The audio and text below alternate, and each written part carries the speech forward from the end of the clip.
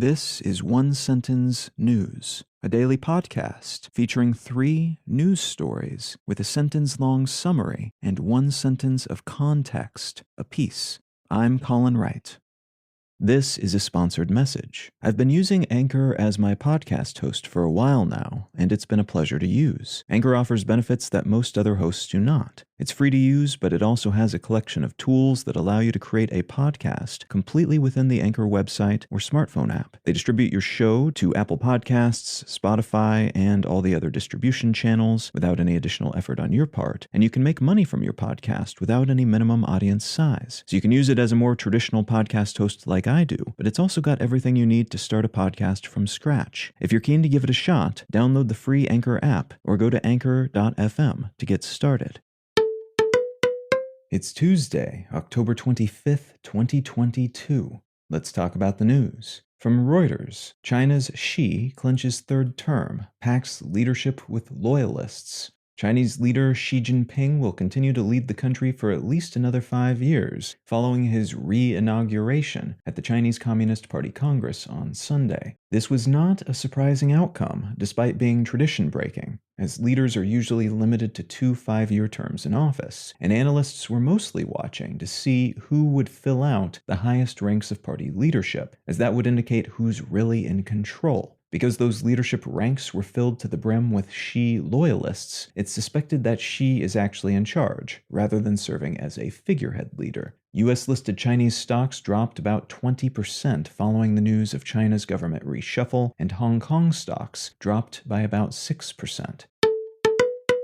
From the Wall Street Journal, Rishi Sunak wins vote to become UK's next Prime Minister after Liz Truss resigns. Former hedge fund manager and chancellor under former British Prime Minister Boris Johnson, Rishi Sunak has now become Prime Minister following a contest amongst Conservative Party insiders to choose a replacement for the recently nudged out of office Liz Truss. Sunak competed with Truss when Johnson left office and lost, but now that Truss's hardcore tax cuts with no plans to pay for them approach has proven to be massively unpopular, tanking the economy and the British pound for a short period a few weeks ago. It's hoped that a money world guy will be able to wrangle things back into shape during a period of incredibly high inflation rates and wildly uncertain geopolitical variables. And from the Associated Press, illegal border crossings to U.S. from Mexico hit annual high.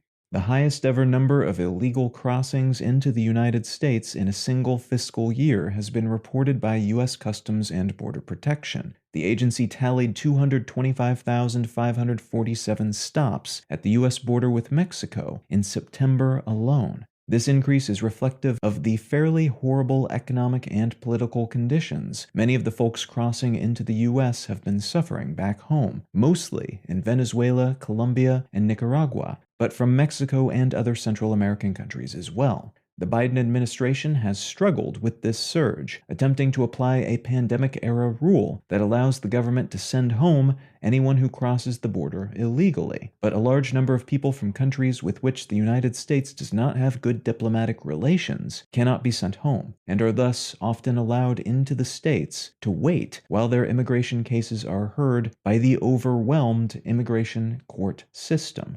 This policy of necessity has not been popular with folks in many border areas and is expected to be a drag on votes for Democrats in the upcoming midterm elections. If you're finding some value in One Sentence News, consider leaving a quick review wherever you get your podcasts and/or sharing the show with a friend. You can find out more about this show or subscribe to the email version at onesentencenews.com, and you can support this and other related projects, like the Let's Know Things and Brain Lenses podcasts at understandery.com.